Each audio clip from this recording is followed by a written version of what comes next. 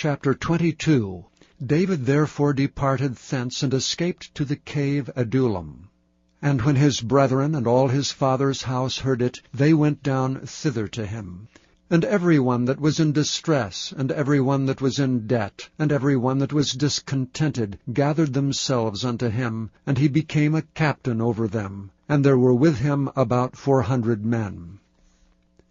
And David went thence to Mizpeh of Moab, and he said unto the king of Moab, Let my father and my mother, I pray thee, come forth and be with you, till I know what God will do for me.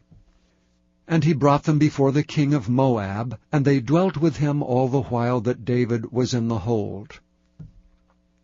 And the prophet Gad said unto David, Abide not in the hold, depart, and get thee into the land of Judah.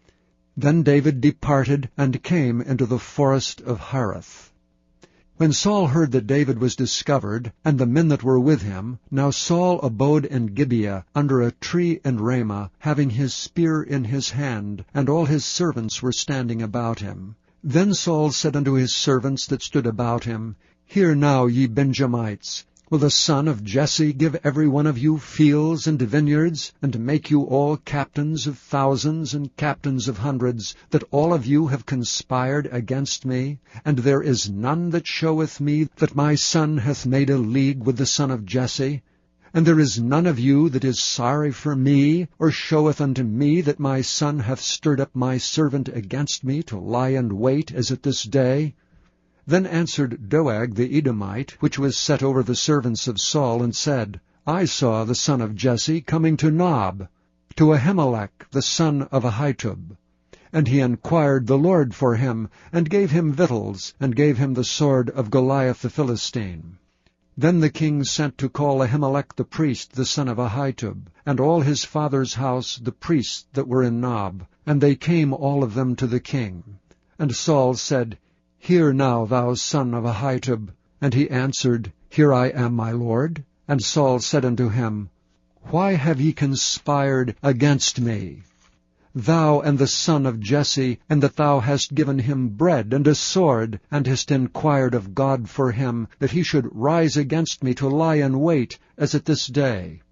Then Ahimelech answered the king and said, And who is so faithful among all thy servants as David, which is the king's son-in-law, and goeth at thy bidding, and is honorable in thine house? Did I then begin to inquire of God for him? Be it far from me. Let not the king impute anything unto his servant, nor to all the house of my father. For thy servant knew nothing of all this, less or more. And the king said, Thou shalt surely die, Ahimelech, thou and all thy father's house.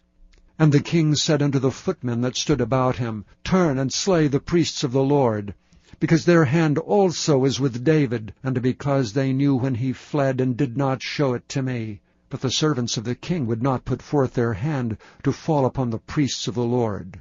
And the king said to Doeg, Turn thou and fall upon the priests. And Doeg the Edomite turned and fell upon the priests, and slew on that day 75 persons that did wear a linen ephod. And Nob, the city of the priests, smote he with the edge of the sword, both men and women, children and sucklings, and oxen and asses and sheep, with the edge of the sword. And one of the sons of Ahimelech, the son of Ahitub, named Abiathar, escaped, and fled after David. And Abiathar showed David that Saul had slain the Lord's priests. And David said unto Abiathar, I knew it that day, when Doeg the Edomite was there, that he would surely tell Saul, I have occasioned the death of all the persons of thy father's house. Abide thou with me, fear not, for he that seeketh my life seeketh thy life. But with me thou shalt be in safeguard.